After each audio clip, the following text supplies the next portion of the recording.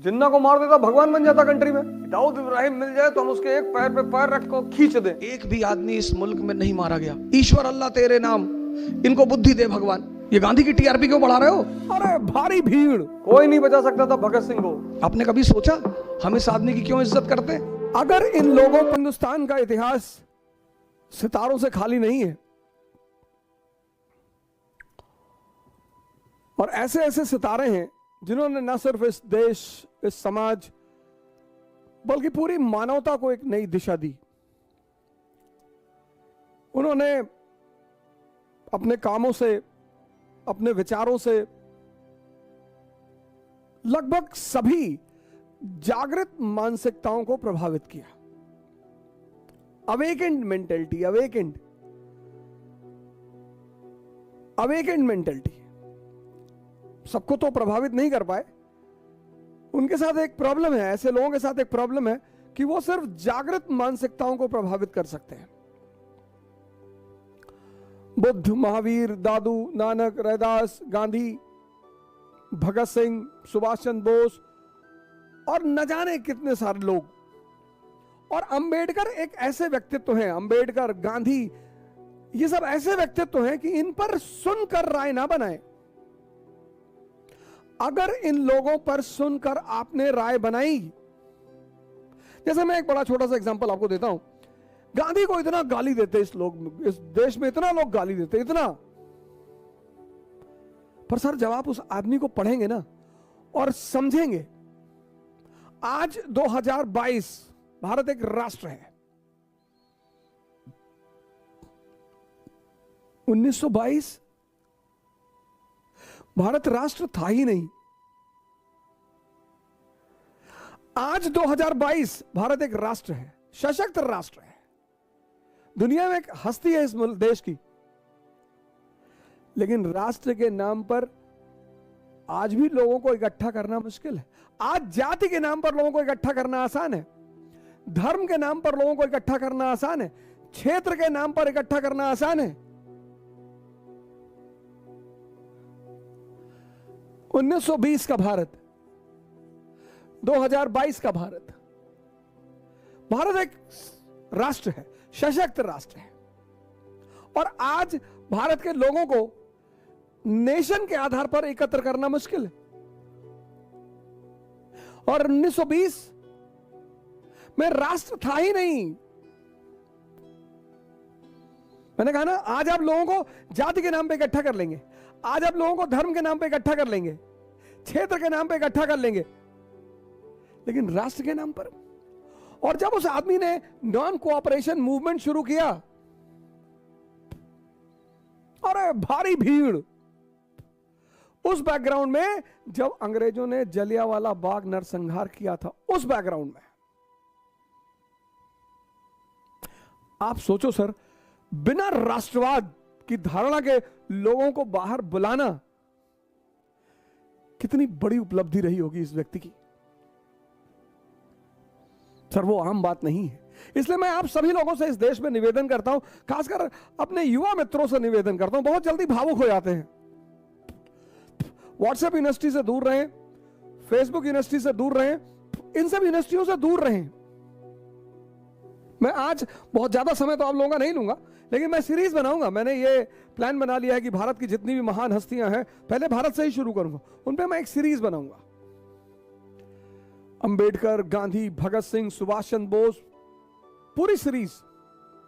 अब उसमें जो भी समय लगे, जब भी शुरू हो, नौजवान क्रांति के अगले हिस्से में यही कहानी चलेगी।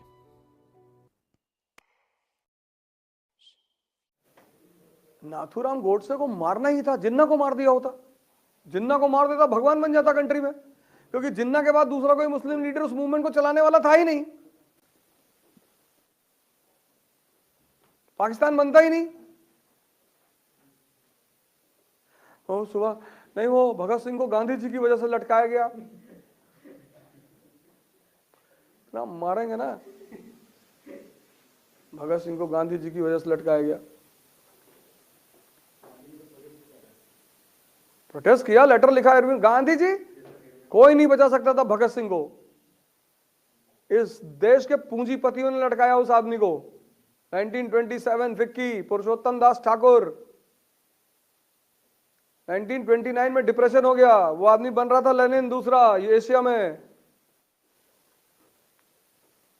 गांधी को गाली दे दो, वो जिंदा हो तो भी तुम्हें कुछ ना बोले कि बेटा दो और दे दो। गांधी को गाली देकर तुम तोप बन रहे हो। दाऊद इब्राहिम को दो, जो बाबा जी गाली दिए थे गांधी जी को, मैं उनको अपने कई वीडियो में मैसेज भेजा हूं कि बाबा जी आपके घर में झाड़ू लगाएंगे, आप दाऊद इब्राहिम को गाली दो कि दाऊद इब्राहिम मिल जाए तो हम उसके एक पैर पे पैर रख कर खींच दें। गांधी जी को गाली देना, वो नहीं है तब तो खैर कोई खतरा ही नहीं, वो होते तो भी कुछ नहीं कहते, गाना गाने लगते। ईश्वर अल्लाह तेरे नाम, इसको बुद्धि दे भगवान। आप पढ़ते को स्ट्रेस लेकर पढ़ना है मुझे नहीं, समझना है। आप पहली गलती पता क्या करते हो, आप स्ट्रेस लेके काम करते हो। पढ़ना है, मैं नहीं कहता, आप किताबें इतनी प्यारी चीज है इतनी, पर कब, जब आप उन्हें समझो। 1922 में 1920 गांधी जी की फोटो देखकर याद आ गया। अब अगर मैं सबकी फोटो देखकर आपको कहानी सुनाऊं तो ये तो चलता रहेगा, तो गांधी जी पे मैं मसले को खत्म करूंगा। 1920 में इस आदमी ने असहयोग आंदोलन, नॉन कोऑपरेशन मूवमेंट चलाया। ब्रिटेन की पार्लियामेंट ने अपने वॉइसरॉय से कहा कि मूवमेंट को रोको, ये गांधी की टीआरपी क्यों बढ़ा रहे हो, रोको मूवमेंट। रीडिंग वॉइसरॉय था, उसने कहा सर हम नहीं रोक सकते। बोले क्यों? बोले सर ये जो सत्याग्रही है ना, ये भजन गा रहे हैं सर सड़क पे, ईश्वर अल्लाह तेरे नाम, इनको बुद्धि दे भगवान। अब जो आदमी आपके लिए दुआ मांग रहा है, मैं आपके सामने गन लेके खड़ा हूं, आप कह रहे हो कि मालिक इसको सद्बुद्धि दे दे, तो अगर मेरे अंदर इंसान है तो मैं आपका पैर छू लूंगा तुरंत, मारने का सवाल ही नहीं उठता। आपने कभी सोचा हम इस आदमी की क्यों इज्जत करते हैं? इसलिए नहीं कि ये आदमी नंगा रहता था ना, वो बात नहीं है। फिर अब गांधी जी कपड़ा नहीं पहनते थे, ऐसे बहुत सारे लोग नहीं पहनते। 1922 में चौरी चौरा एक जगह है यूपी में, वहां का पुलिस स्टेशन जला दिया, पुलिस वालों को जला दिया, सरकार पे सीधा हमला।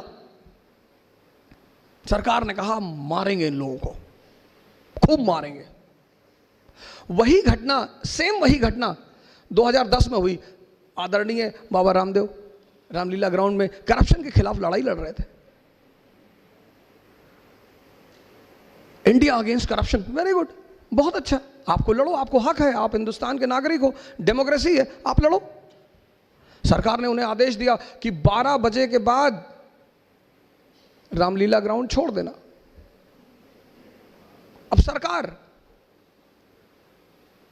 हमें सरकार के आदेश, हम करप्शन के खिलाफ लड़ रहे हैं, हम सरकार से थोड़ी लड़ रहे हैं, हमें चले जाना चाहिए था।